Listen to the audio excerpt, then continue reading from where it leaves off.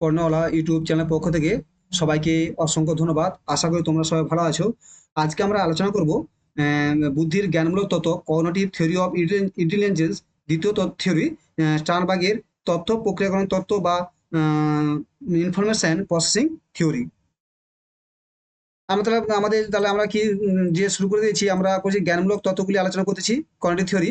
আগের দিন আমরা ক্যাটেল অ্যান্ড হর্নসের বুদ্ধি তত্ত্ব বা থিওরি অফ ইন্টেলিজেন্স পড়েছি। আজকে আমরা আলোচনা করবো স্টার্নবার্গের তথ্য প্রক্রিয়া বুদ্ধি তত্ত্ব, স্টার্নবার্গের theory of information of intelligence. তারপর আমরা গর্ডানের বহুমুখী তত্ত্ব এবং গর্ডানের থিওরি অফ মাল্টিপল ইন্টেলিজেন্স করে আমরা বুদ্ধির উপর থিওরিটা কমপ্লিট করবো। ঠিক আছে, তা কি বলছি শুনে পড়ে দেখা যাক কি আছে। স্টার্নবার্গের তথ্য প্রক্রিয়া তত্ত্ব বলেছেন যে স্টার্নবার্গ ইনফরমেশন প্রসেসিং থিওরি। মনস্তত্ত্ববিদ রবার্ট স্টার্নবার্গ 1985 জ্ঞানার্জন বা সমস্যা সমাধানের তথ্য প্রক্রিয়াকরণ দৃষ্টিভঙ্গি প্রয়োগ করে বুদ্ধির একটি তথ্য প্রকাশ, মানে কি এটা এনে দিয়েছেন যে মূলত সমস্যার সমাধানের উপর ভিত্তি করে যে কিভাবে সমস্যার সমাধান করে, কি প্রসেসের মাধ্যমে প্রথমে সেইটা তার ভিত্তি করে তার তথ্যটা দিয়েছেন। American psychologist Robert Sternberg 1985 proposed the theory of intelligence applying an information processing perspective to cognitive or problem solving in the information processing view. তথ্য প্রক্রিয়াকরণ দৃষ্টিভঙ্গিতে ব্যক্তি যখন কোনো বৈদিক কাজ বা সমস্যার সমাধানে প্রয়াসী হন, তখন সে তথ্য সংগ্রহ, তা প্রক্রিয়াকরণ করে এবং তা ব্যবহার করে বৈদিক কাজ সম্পূর্ণ করে এবং সমস্যার সমাধান করে। তাহলে মেন কথা এখানে কি বলছে, স্টার্নবার্গ বলছে তথ্য প্রক্রিয়াকরণ মানে কিভাবে একটি সমস্যা, সে একটা সমস্যা পড়েছে, সেটা কিভাবে সমস্যা সমাধান করবে তার উপর ডিপেন্ড করে তার বুদ্ধিটা নির্ভর করে। সে প্রথমে কি করবে, সমস্যাটাকে নির্বাচন করবে, তারপরে তারপর তথ্য গ্রহণ করবে, সে সমাধান করবে, তারপরে সেটাকে একটা সিদ্ধান্তে পৌঁছবে। এই যে প্রসেসটা, এই প্রসেসের উপর ডিপেন্ড করে তার বুদ্ধি নির্ভর হয়। যার এই প্রসেসটা যার যত ক্লিয়ার হয় বা যে যত তাড়াতাড়ি এই প্রসেস করতে পারে, তার তত বুদ্ধি উন্নত বুদ্ধি হয়। এবং এটাকে তিনি বুদ্ধি যে কাজটাকে, এই যে কাজগুলোটাকে তিনি বুদ্ধি বলেছেন। When the individual in attempt an intellectual task or problem solving in the collected and process information and use it to complete the intellectual task or solve the problem. ঠিক আছে, তাহলে সে প্রবলেমের সমস্যার সমাধান তার ভিত্তির উপর ভিত্তি করেই ততটুকু দিয়েছেন। স্টার্নবার্গের তত্ত্ব অনুযায়ী তথ্য প্রক্রিয়াকরণের নিম্নলিখিত স্তরগুলো লক্ষ্য করা যায়। তথ্য যে প্রক্রিয়াকরণ মানে যে আমরা যেটা সমস্যা পেলাম তা কিভাবে সমাধান করবো এবং তারপর কিভাবে সিদ্ধান্তে পৌঁছাবো, সেগুলি কয়টি স্তর দিয়েছে। প্রথম দিয়েছেন যেসব তথ্য পাওয়া যাচ্ছে তার মধ্যে যে প্রাসঙ্গিকতা অর্থাৎ মানসিক ভরের নির্দিষ্ট করা হয় তাকে বলা হয় এনকোডিং। মানে আমরা যে তথ্য পেয়েছি সেটা যখন আমরা গ্রহণ করলাম সেটা হলো এনকোডিং। মানে আমি গেলাম, সমস্যা হলো, সেটা তথ্য গ্রহণ করলাম, সেটাকে বলা এনকোডিং বলা হয়েছে।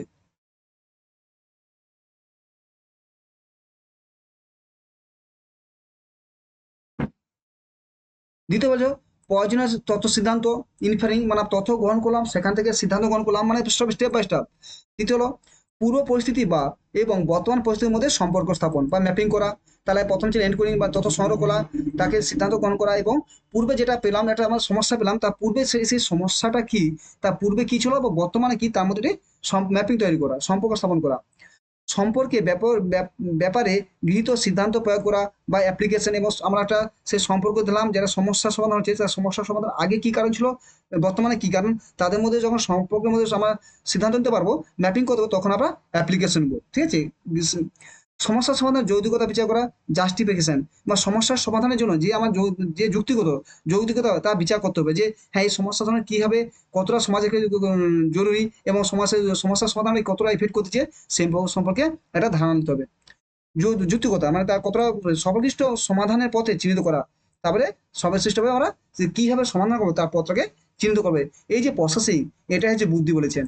এটাই স্টার্নবার্গ তার তথ্য প্রক্রিয়া মানে কি ইনফরমেশন প্রসেসিং, কিভাবে একটা সমস্যাকে সমাধান করার জন্য যে একটা প্রসেস যায়, সেটাকে তিনি বুদ্ধি বলেছেন। তিনি তো এটা মনে রাখো, স্টার্নবার্গ কখনো বুদ্ধিকে শ্রেণীভাগ করেনি।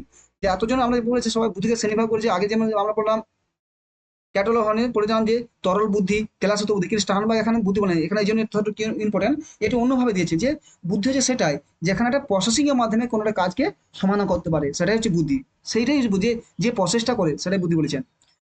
From information that the available and the pragmatic information is the specific in the mental was the call the encoding necessary the decision making or inferring. applying the decision made about the relationship of mapping and relationship between the previous situation and the current situation, justification in the problem solving, পাঁচ বলছে identification the best solution পাওয়া the response, মানে last শেষ পর্যন্ত আমরা তার সলিউশনের একটা রাস্তা তৈরি করবো। কোনো মানসিক কোনো মানসিক কাজ করার সময় মানুষ যেভাবে তথ্য প্রক্রিয়া করে তার ভিত্তিতে স্টান বা তার বুদ্ধিকে তিনটি অংশে ভাগ করেছেন। মানে যে এটা এত বলে যে যে তিনি পাঁচটা ধাপ দিয়েছিলেন কিন্তু সেই ভিত্তিতে বুদ্ধি তত্ত্বের তিনটি অংশে ভাগ করেছেন। কি কি?